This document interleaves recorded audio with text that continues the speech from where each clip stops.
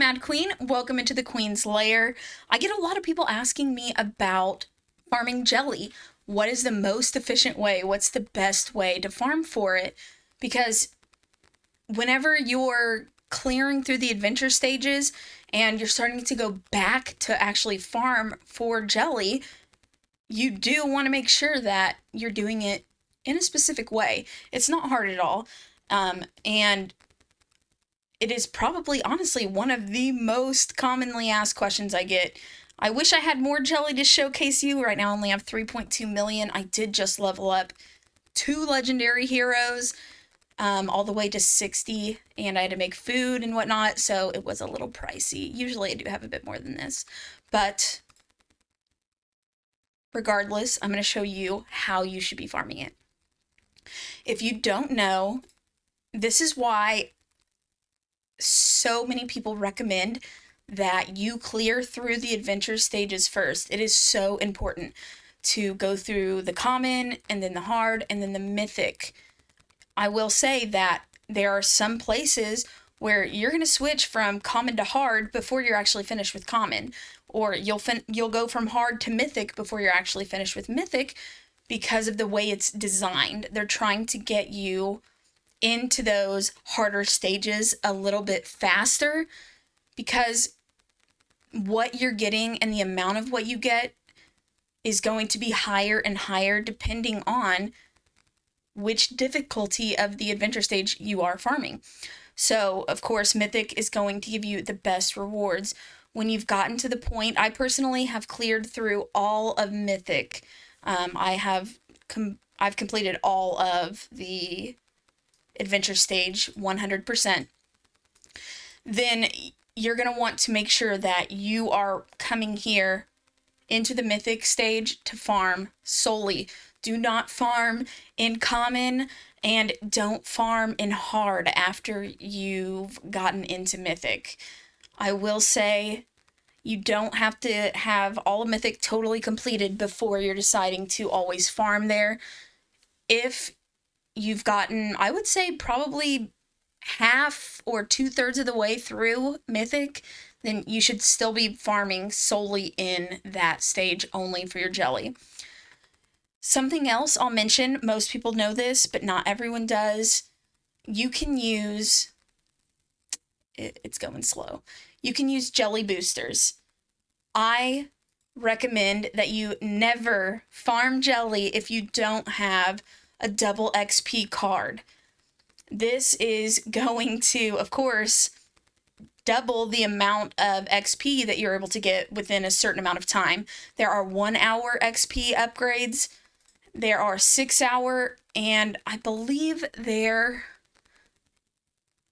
thinking there are some 24 hours too, but they're not very common to get. You can purchase these XP cards from your marketplace in the diamond shop. It's 150, yes, there is the 24 hour here. So it's 150 diamonds for a 6 hour, and 24 hour pack, or a 24 hour boost, is 500 diamonds. In general, if you do the math and break it down, I'm sorry, I know I say this all the time, but I can never talk. I'm always stumbling over my words, so I apologize. But if you break it down and do the math here, the 24 hour is the better value. But if you're a free-to-play player or a low spender, 500 diamonds is quite a bit to kind of put out here. I would recommend, though, that you do at least by the 6 hour, and you can also get them as rewards in events and Dragon Cup rallies. That is one reason I have so many, is because I typically get them. Yeah, so you get a 6 hour one just from getting to 3,000 points here. But yeah, you can get them from Dragon Cup rallies as well. That, and who you're using to farm with. If you don't know, there was actually a recent update, and there are specific heroes in the game now that you can use that will also boost how much jelly you get. So Hydrisia, if you use her to farm for your jelly is going to actually give you a 15% boost. You're going to get 15% more jelly if you use Hydrisia on your farming team. The other hero is Antinua. Unfortunately, Antinua is only a 5% boost, but it is still better than nothing. And they do not stack. I really wish they did, but you cannot put them together and get 20%. Why? Because it would make sense to be able to do that. So that's probably why they didn't do it. I'm sorry. I don't mean to throw so much shade, but I've been playing this game for such a long time, and I'm frustrated because every chance or opportunity that they have to make something really good and useful, they kind of just go halfway with it, and it's super frustrating to me. But if you have Hydrisia, she is going to be your number one choice. Of course, newer players aren't going to know this, but Hydrisia was one of the free legendaries that you used to be able to pick at the beginning of the game. She was my free legendary. And back then as well, their ascensions, you only had to get A2. You only had to get 2 copies to get their ascension. Of course, now they want a little bit more money, so you have to get the 5th ascension on all of the newer heroes. But I did get my Hydrisia as the very first legendary, and she's gotten a couple of buffs since then, which are really, really nice. I'm not going to go over all of her abilities and everything right now because it's not an all about video. I will be releasing one on Hydrisia very shortly though. You want to make sure, as well as when you're using these heroes, put sets on them that will either allow them to do, well, for Antinua, you're going to want to put her in a curse set so that she has the option of taking multiple turns. As far as Hydrisia, or you can also put Antinua in a assassin set to deal some extra damage as well. Hydrisia is going to be good in the, oh my goodness, what's it called? The Avarice set, because it's area damage, so overall she's going to deal extra damage. She does get bonus turns too. And she has a lot of potential to do quite a bit of damage. So when you're using these guys, just remember you're not going to get to stack them. You can't use Antinua and Hydrisia together to get a 20% jelly boost. It's only going to be either 20% if you have Hydrisia or 5% if you have Antinua. But make sure if you are farming jelly, you're using one of these heroes if you have them. And then put somebody on the team as far as a support hero that's going to either give them a boost in their damage, obviously, which is going to be really, really good. You can look to use heroes like Winstrix. She is usually one of my go-to heroes, and she's excellent for, honestly, beginners, mid-game players, even into the late game, to help you just get a little bit of a boost. She's going to help give extra attack and speed, as well as Hydrisia is also going to apply speed down to the enemies, which is really nice in an AoE effect. But do what you can to make them or give them boosts in their attack with support heroes, and Antinua as many turns as you can. Hydrisia, make sure that she's wearing a set that is going to boost her AoE damage. And that is going to be, like I said, the Avarice set, which is going to be the most commonly used. If you don't have an Avarice set and you're a newer player, just put her in a Rage set and 2 Warrior sets, and you're going to be fine as well. It'll just take a bit longer. Typically, you do want to use heroes that are AoE because they're going to clear through quicker. So Hydrisia is going to be a faster clear than Antinua is, because Hydrisia is hitting all of the enemies at once, while Antinua is only hitting one at a time, but she does get to take multiple turns and has the potential to take out more than one enemy within her turn. If you don't have these guys, the the best other options outside of the ones that are going to give you a boost are going to be heroes like Valeria. If you have her, Nathalia is going to be top notch as well as Hitoshi. He's also going to be really good here because they're both AoE dealing champions. They're epics. It's not hard to get a copy of these guys for the most part and level them up. And then, like I said, Valeria, Ciara is also really excellent. If you actually turn off her ultimate ability, you can use her passive to basically help farm through stages of anything, because she gets extra damage on stacks for enemies being killed, and it does an insane amount of damage. You can pair her with any of these guys, and you can actually fuse Ciara now. This has not always been the case. I had to work very hard and actually pulled all of these copies of Ciara. I unfortunately never fused one, but it came a little late in the game. I'm glad it is out now, though. Bulin is going to be good. Avera is going to be all right.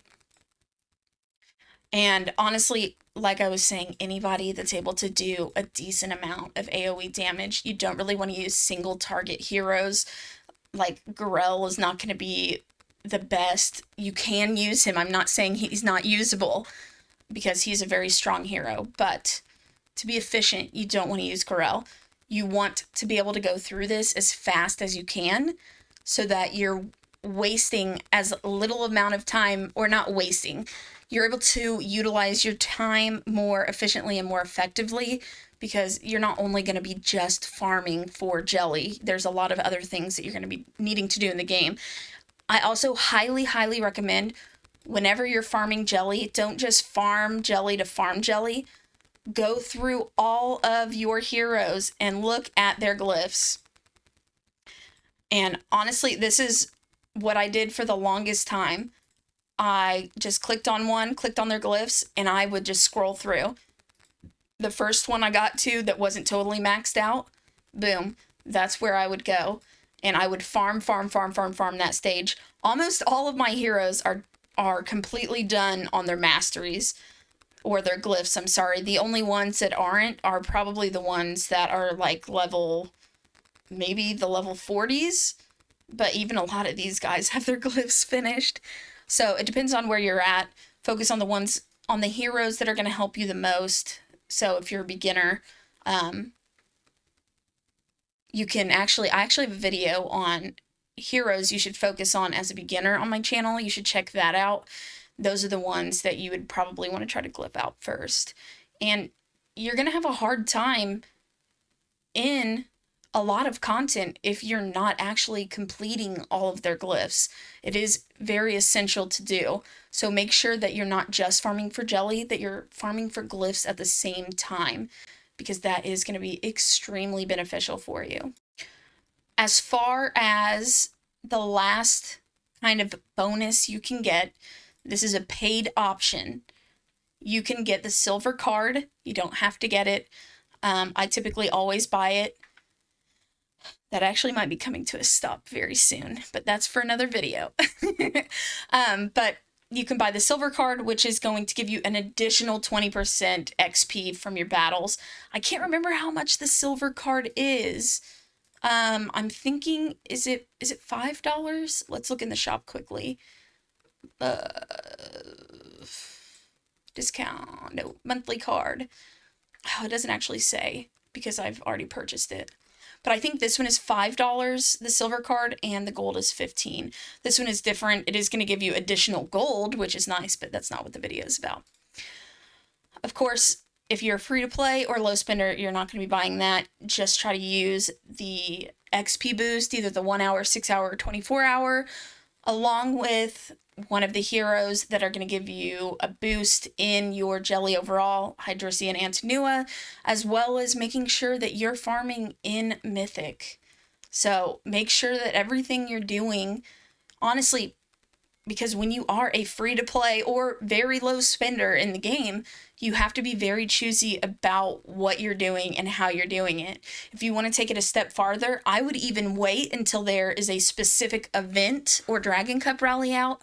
You can honestly complete the gear collection events in the game while farming jelly too. So if you want to kind of like save up some energy and only farm whenever that event comes out, where you just literally have to collect gear.